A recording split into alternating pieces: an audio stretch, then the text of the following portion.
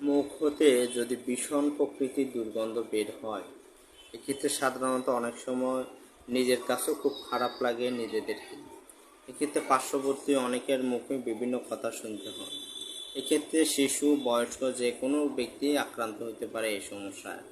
সাধারণত মুখের দুর্গন্ধ দূর করার জন্য হোমিওপ্যাথিতে অনেকগুলি কার্যকরী ওষুধ রয়েছে।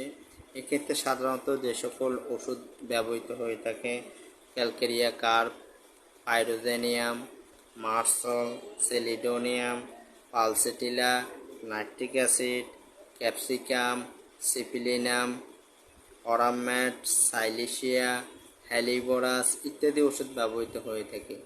এক্ষেত্রে মুখের দুর্গন্ধ নিরাময়ের জন্য সাধারণত অনেক ওষুধ বা অনেক চিকিৎসা নেওয়ার পরও যারা ব্যর্থ হচ্ছেন, তারা একজন অভিজ্ঞ হোমিওপ্যাথিক চিকিৎসকের শরণাপন্ন হয়ে নিয়মিত ওষুধ সেবনের মাধ্যমে আপনাদের মুখের যে দুর্গন্ধ, যে সমস্যায় ভুগতেছেন, এই সমস্যা থেকে স্থায়ীভাবে ইনশাল্লাহ পরিত্রাণ পেতে পারেন।